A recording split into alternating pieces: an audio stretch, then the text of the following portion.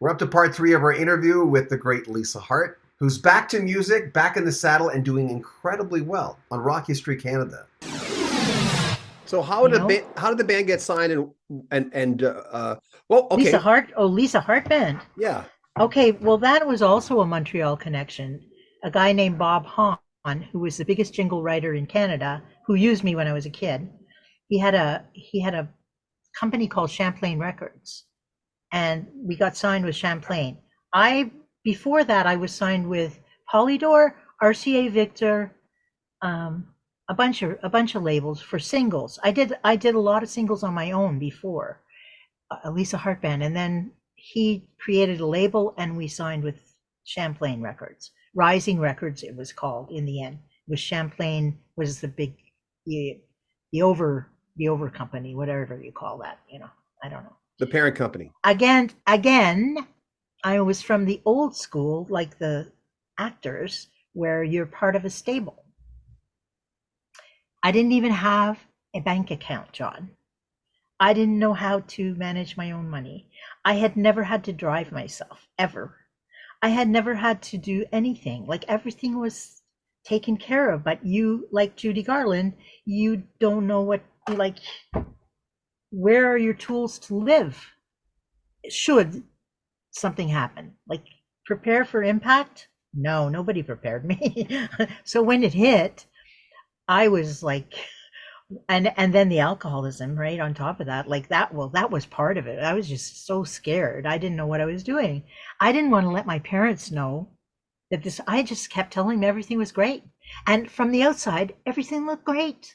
I was doing these big super shows with Anne Murray and this, and I was over in Sweden with ABBA and Bruce Coburn, and it all looked amazing, right? And meantime I'm like, oh my god, I had no idea what to do next. Like, Was it just too much? I mean, I always say if I was Justin Bieber, I'd be dead. I would have died to have that kind of fame, but that's a lot coming at you. it was too much because I was with people that I couldn't count on. Like, I didn't feel, after the band broke up, I just felt totally alone. Those guys were my family, Yeah.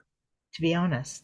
Why'd the Still band to break this up? day, we just couldn't make it. We just couldn't get work. Everybody needed to work. They all wanted to have their families, and we couldn't. It was coming into that disco time, and where nobody was hiring people like us. Like, our whole window of opportunity was 10 years, and if we hadn't gone to the moon and back in those 10 years and created that one hit that could carry us. Remember the days when one hit could carry you for a long time? And we didn't. We got there, sort of. But my body, I still stand by the body of work. I still think it's beautiful today, and it stands up to anything. We'll talk about the new So, single in a second, but old time movie. Tell me about oh yeah. that. Well, Rayburn Blake wrote that, but he wrote it for me because I always loved old movies, and I always loved the way people live. My father was born in 1906. He was an old father. He had me in his 40s, and I was the first kid. And he died at age 100. So I'm hoping I'm on the same track. But he and I, we loved that time. We loved all that wonderful eccentricity, and that crazy wild music and dance and jazz, and yeah, it was. So he wrote it for me, and then he said, it's not like an old time movie, dear, it's real life, right? So yeah, so that's what that was about. But it struck a chord with a lot of people, that song, it really did. And then that was produced by Ralph Murphy. I don't know if you know I his work, remember. I right? remember Ralph Okay. Murphy. Yeah. And then the other three, I did three with Phil Ramone, two big ones. So Star Watcher and All Over the World. And All Over the World was supposed to be a really big anthem, like anthemic. I like to write anthems. Well, Dream Me Um, Away. I look at that. I'm oh going, man, that's oh my amazing. God.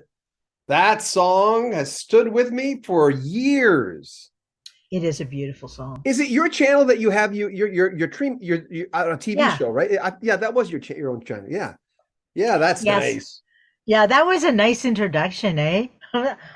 Because he can be a curmudgeon guy, or he was. He could be like really with the rock people, but he was great that night. I mean, he just said he fell in love with the band, and that was live off the floor. There was no auto-tune there, honey.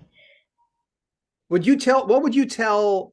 Oh, let's look at that girl in that video, that young lady. Yeah, okay. What would you tell her anything? Would you change it? Would you whisper anything in her ear? Not at that time. We were so solid. That was a beautiful time. And every time we sang and played together, I mean, we had Denny Gerard was so solid on bass, and Marty Cordry on drums, and Richard Ewan on keys, and Rayburn on guitar, and me on whatever I was doing, singing and playing. But you know what I'm saying? Like, oh my God, we had worked so hard.